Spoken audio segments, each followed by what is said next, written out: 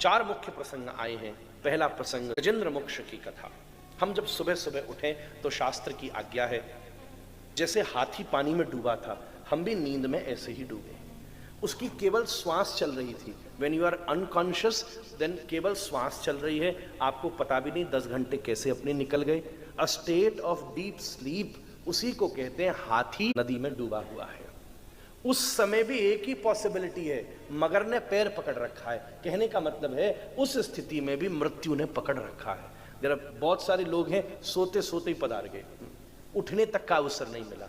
ये स्थिति हमारे जीवन में है, जैसे हाथी नदी में डूबा है, हम भी अनकॉन्शियसनेस में डूबे हुए हैं। सोते समय, कई बार जगने के बाद भी। ऐसा लगता नहीं है कि हमारा व्यवहार जागृत व्यवहार है। इसलिए सवेरे सवेरे हरिभक्त विलास में आचार्यों ने वर्णन किया, सुबह सुबह जब व्यक्ति उठे तो क्या करे। एक टास्क है।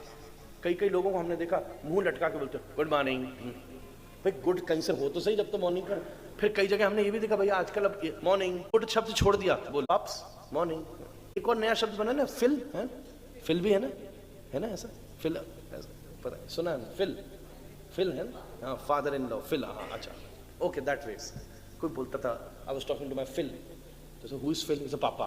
तो अच्छा मेरे का नया नाम निकला father in law, okay got it. तो मॉर्निंग, कभी ये बोले सुबह फिल मॉर्निंग, कैसा बोले फिल मॉर्निंग क्या होता है। सुबह सुबह आपकी नींद खुले, आप मन ही मन इस बात का चिंतन कीजिए, जैसे हाथी डूबा था, हमारी कॉन्शियसनेस डूबी थी।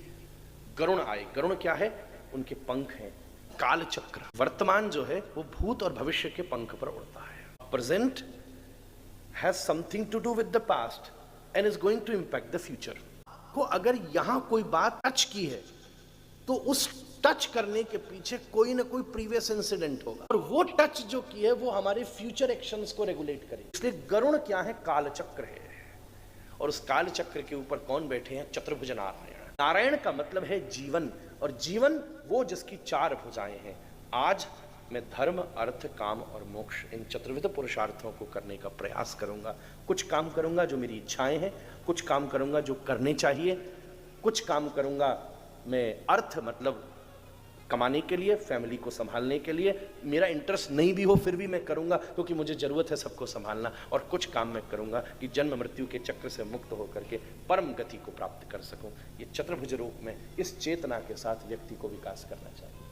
गजेंद्र मोक्ष की कथा तो आपको मालूम है, पर मैंने उसका एक सार आपके सामने प्रस्तुत किया, क्योंकि इस बार का टाइटल ही है भागवत सार।